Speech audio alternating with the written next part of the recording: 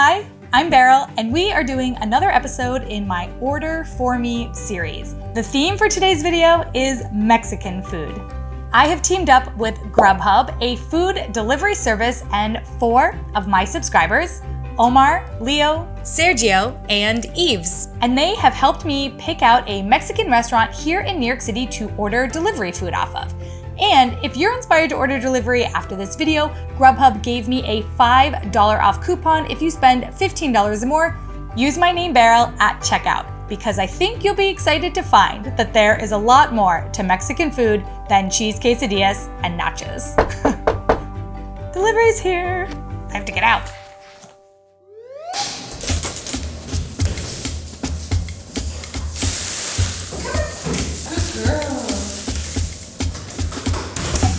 Hi Beryl, I'm Sergio and this is my husband. I'm Yves. We were both born in Mexico City and now we're living in Madrid.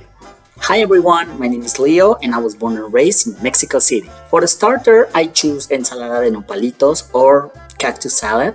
Nopales are very common in Mexican cuisine. It's a cactus and you can grill it, you can eat it raw, and it's super healthy. This salad is made with nopales, red tomatoes and onions chipped in little dices. You can eat it also as a sole side, or you can put it even in tacos or tostadas. Flavor is a little acid and the texture may be a little chewy, but it's definitely worth trying. I really miss it now that we're in Madrid. We have the nopales salad, which definitely is a bit of a fusion of an American salad with nopales on top. When you're in Mexico, I don't think you get the romaine lettuce, but I guess it's a good kind of middle ground if you want to try something new, that it's not just like a big bowl of cactus. Also, I'm using a fork. I hope you people are happy. I'm not. We've got some cactus. Yum. I think that if you've never had nopales before, you might think it's a little bit slimy. The texture is a little bit soft. However, the flavor is so yummy and it takes on citrus very, very well. I actually made this salad in a salad episode, so if you wanted to try making it yourself as well, there is a recipe in that video which I will link to. You can buy the cactus raw, or you can buy it canned and cleaned and kind of like ready to go, so you don't have to do too much work. The salad is good. I feel like I like nopales a lot in tacos and on top of other things, but I would never have thought to order it just like this. I think it's good. I think that this is a really good option for you to try a new ingredient that you might not be familiar with, and you can have it in this instance, but then you can use it in all the other foods that you order, which is what I'm gonna do. For mains, I have chosen molletes with chorizo. It's one of the cheapest and easiest dishes to do in Mexico. It is basically our Mexican baguette, and we would cut it, and on each slice we would add refried beans and a layer of cheese. And you can add, in this case, chorizo, but sometimes we add salsa, we add pico de gallo. You can add anything you want on this one. And it's one of those things that it can go as a breakfast, it can be brunch, but it also can be dinner, because it's so easy and convenient to do that everybody can just make it. This is definitely the American size version of this meal. Never seen it so large, but when in Rome. Okay, I'm like intimidated. We've got this.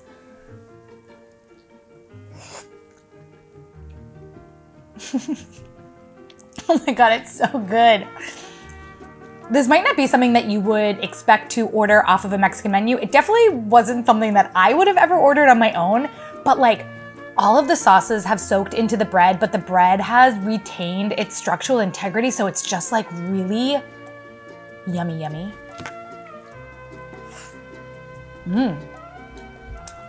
I made these pickled red onions, and if you want the recipe, I'm leaving it in a link. I made a song in that video, which is kind of worth it, just for the song. Oh, what's that? Is this another song break? It is.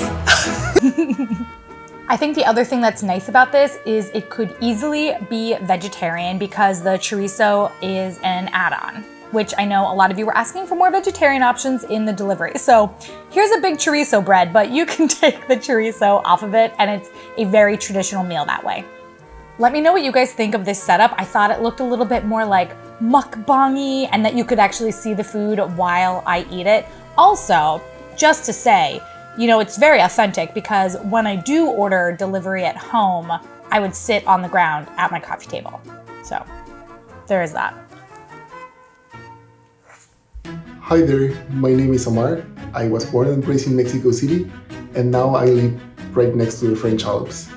So food not only keeps me alive, but willing to live, and Mexican food is my favorite thing in the whole universe. As the first main dish, I chose pozole for you. Pozole is a traditional soup made with a special kind of corn called cacahuacintle. Pozole is usually served in celebrations. Pozole is usually made out of pork broth, but chicken is also common. My favorite dish, like in the whole world, is my mom's red pozole. She makes it on my birthday or when I come or leave Mexico City. I eat it with shredded lettuce, sliced radishes. Also, I have a side of tostadas smeared with sour cream because they're really good. Finally, to wash it all down, I chose a Negra Modelo, which is a dark beer that reminds me of family gatherings at my grandmother's house. Got some soup, got some beer. Cheers. It's a good beer and thorough. When I was in Mexico with Lisa and Janelle, we were searching high and low for pozole, but they were telling us that it wasn't the time. So I'm excited that I'm actually finally getting to try it because I didn't get to try it there. I did try tripe soup, which was very good, and I'm leaving a link to the girls' video about that. Oh my gosh, I love it. I knew I would like this soup. From everything that I've read about it, I was like, this is the kind of soup I want in my life.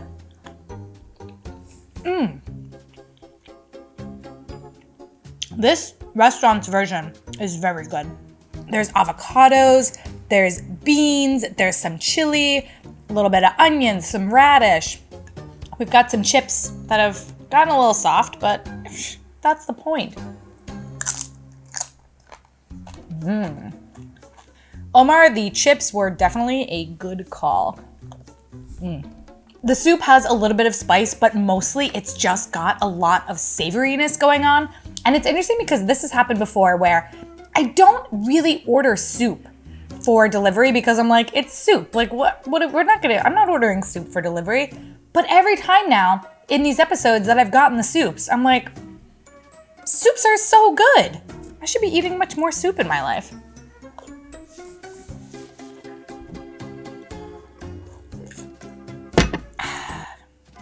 Okay, what's next?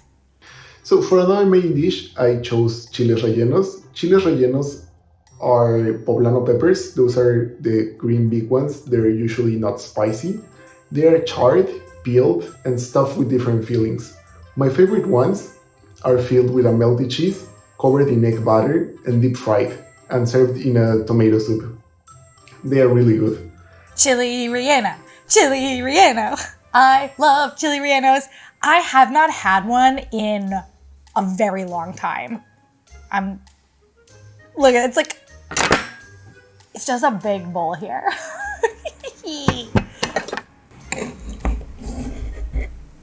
Oh my God. Can you guys see this cross section? It's just stuffed to the brim. This one looks pretty good.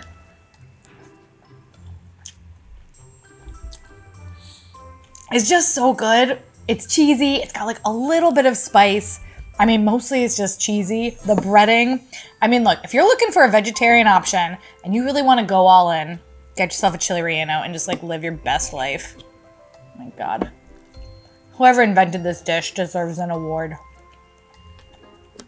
This comes with red rice, which Leo says something very interesting about.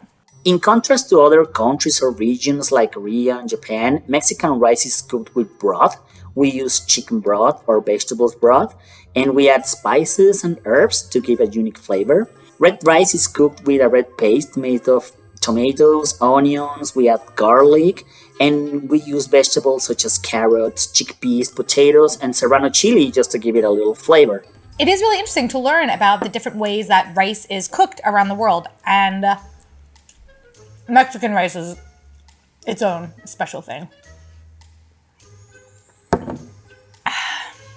Man, the more I'm sipping on this beer, the more I'm enjoying it. First time I'm like, yeah, dark beer, we're okay. But like now, I'm like, really, I'm like in the zone. Making this episode has been really fun because I've gotten to use all of these things that I've picked up in Mexico over my years of travel and the trip that I just did. And those videos are linked in the description. But things like these earrings and my shirt and then all of the little props that you saw in the videos, that's just, I don't know. I just liked that I got to have so many authentically Mexican things in this episode. Plus learning about all these new amazing foods. The one thing I want to say about a chili relleno, don't think that it's going to be too spicy because it's a stuffed chili. It's not that kind of spicy. It's just kind of like a fun little bit of spice. There's more than enough cheese and breading to compensate on either end that if you're someone who's looking for a spicy dish, this is not it.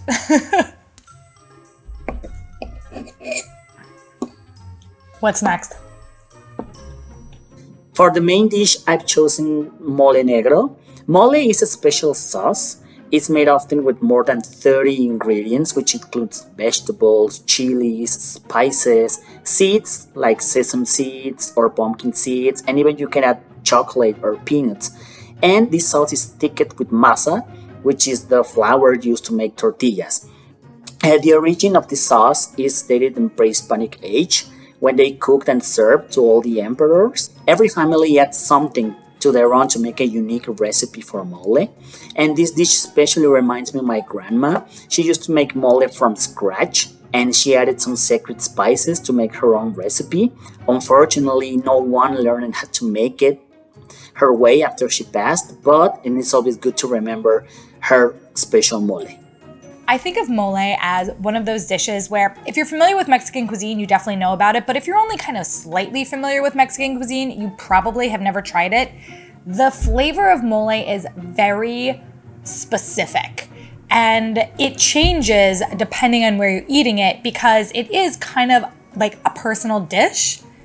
So let's see how this mole is. Shrimps, but I don't want the tail. Some of this. Let's get some beans. I'm gonna put some of our nopales on this as well. Cheers!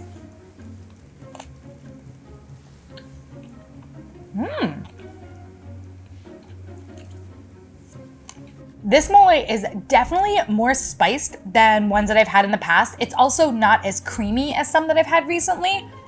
I would say it's average. This might not be the best mole I've ever had, but at the same time, this is definitely a very different eating experience than just having like a quesadilla. There are so many spices in here and it tastes very Mexican. And there's something really awesome about that because the flavor profile of Mexican cuisine is actually incredibly complex. And when you're used to just having like a cheese quesadilla, you really don't get a sense of that. When I was in Mexico City, we ate at Pujol, and the link to that video is in the description.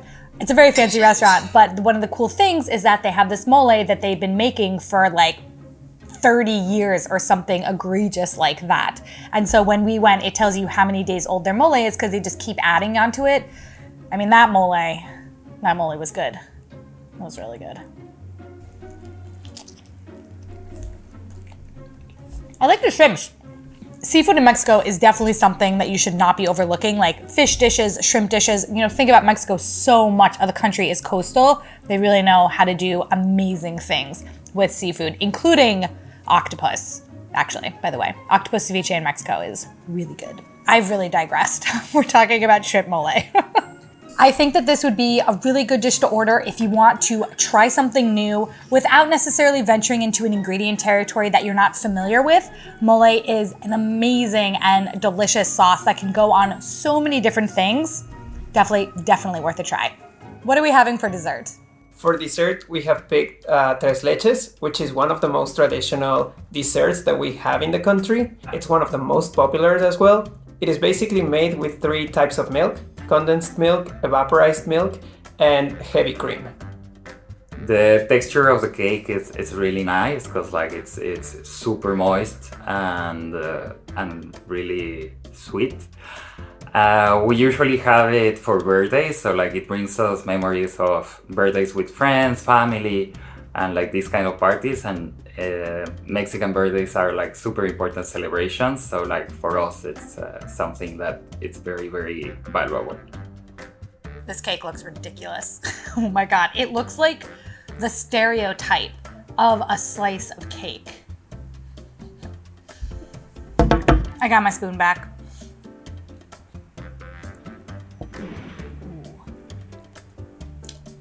Oh my God. My whole mouth just like...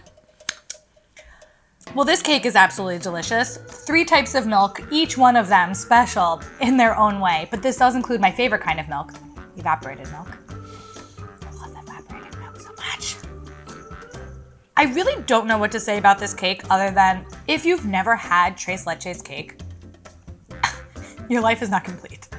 And I am not somebody who loves desserts. I don't like things to be that sweet, but this cake is an outlier in that. It is sweet, it is moist, it's just visually a beautiful cake. Definitely, you know, between this and flan, for me, it's a tight race, but I think that Tres Leches cake wins when we're talking about Mexican desserts. And the nice thing about Tres Leches cake is that it travels very well. So you can order it delivered and you're not gonna have a bad time. I hope that you guys like this video and are inspired to try some new Mexican dishes. If you decide to do it, you can use my code BERYL at Grubhub for $5 off an order of $15 or more, so you can have a Mexican food feast just like me. All of the dishes that I ordered, plus everything else that was recommended, is going to be in the description so you don't have to like remember everything that I said. And that's about it. I will see you guys in my next video. Adios.